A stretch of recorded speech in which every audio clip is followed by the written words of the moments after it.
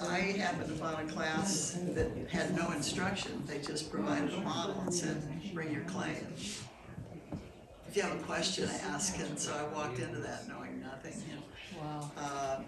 So I did, and the first piece I made is in that sunroom on the table. It's a little dinky. Oh, I saw that. Little dinky figure. And the people there were making pieces that were this size or bigger. And wow, they were amazing sculptors, you know. It was an older group, and they'd been sculpting for decades. And when I finished my little, if you look at it, it's very puny and impressive. But they came up to me and just said how much they liked it and everything. I thought, well, this is a really nice group, you know. They're being so nice, but you know, you look at this and you look at this, and it's like, I don't, you know, yeah, thank you, but. And then they said, well, and I commented, I said, well, you know, it's a far cry from anything any of you are doing. And they said, but this is the first one. And they said, nobody starts there. And so I thought, well, you know, okay, they're still being nice. But the feeling I had making it just, you know, it's totally different than analyzing spreadsheets and clinical trials and, you know, running company. It's just, you know, the completely different part of your brain, you know, making something three-dimensional that, and for some reason, I'm only interested in making figures. I'm only interested. So I did do, you know, repeated a class, so a lot of, anything you see that is a nude figure is probably from that class. Now this, I finally graduated because I couldn't sculpt unless I had a figure to look at, a three-dimensional model. And then finally I graduated and I could sculpt from, you looked at a magazine, you know, you look at fashion magazines, they're in all different kind of poses. So I could look at a flat picture and I could make a three-dimensional without seeing what's on the back and the sides. I could do it. So I graduated to that.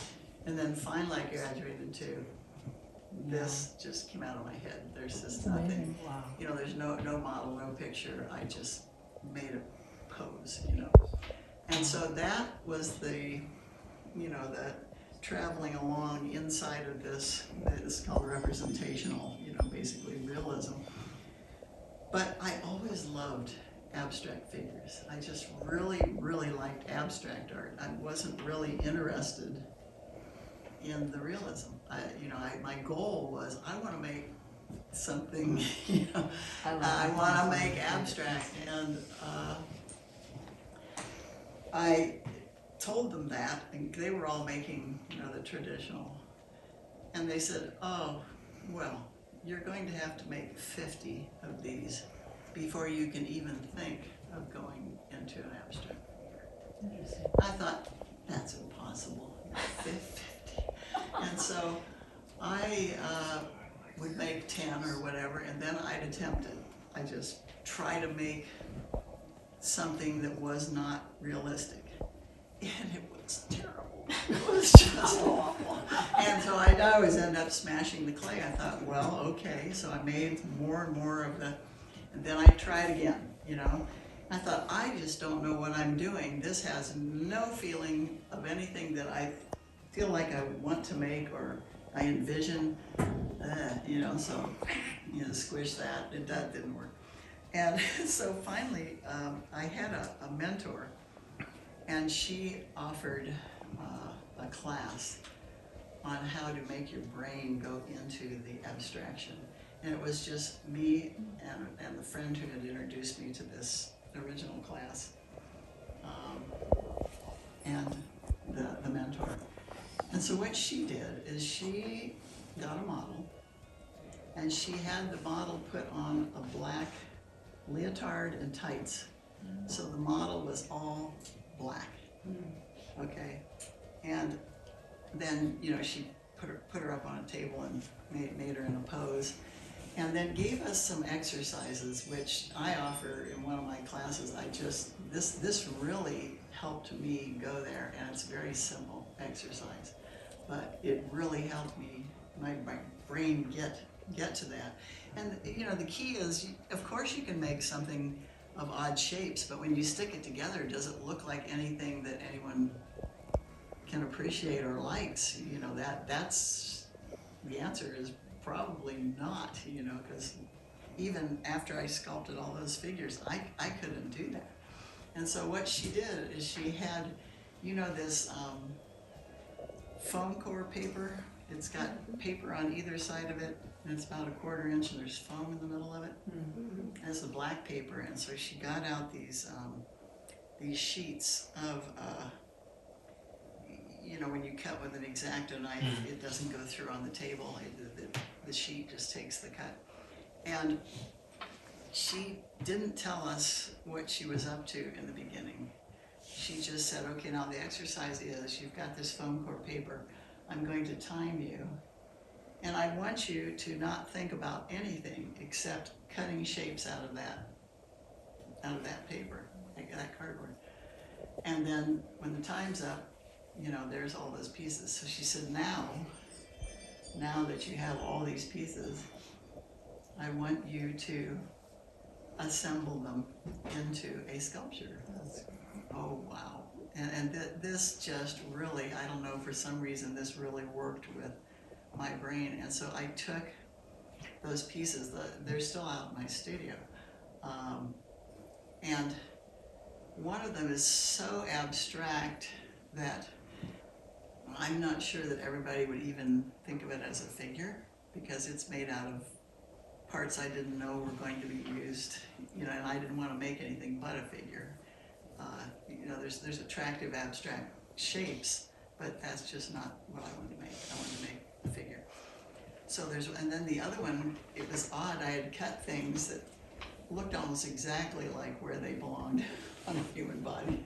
This is sort of weird, but so that one does look a lot, very recognizable as a figure. And so that's how, and then she had us go to clay and position the model and try to think about those shapes and compose the figure. And the first one I made, it was scary. It was very, along those lines, it was very scary, and I even painted it red because it was, you know, it was scary looking. And it ended up being my older son's favorite piece, so he has it. I gave it to my son. And then the second piece I made, I think it was the second, is out there. Let's see, no, is the center piece of the three on the right, that bookshelf, the one in the middle. Okay, and I call that piece Monumental Marlene, because Marlene was my mentor. And she was the one teaching me how to do this. So if you look at the figure that's on the top of that, sitting on the top of that extended pedestal thing, that is a great representation of Cubism.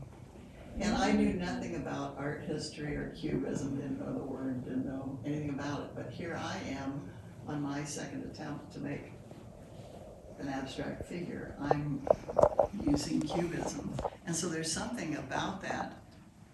I mean, these are the eras of how modern art traveled, you know, through these phases, and I'm going through them not knowing anything about that. It just seems so very weird. So Cubism might be hard to see on that, but if you look at this figure here next to Charlie, this orange figure, her name is Cirque, as in Cirque du Soleil, you know, and that is a representation of Cubism. So you can see the muscles are not rounded and smooth, they're sort of planed off and chiseled, you know, so when you start making planes on something, you know, that kind of more of a mechanical look, that's Cubism.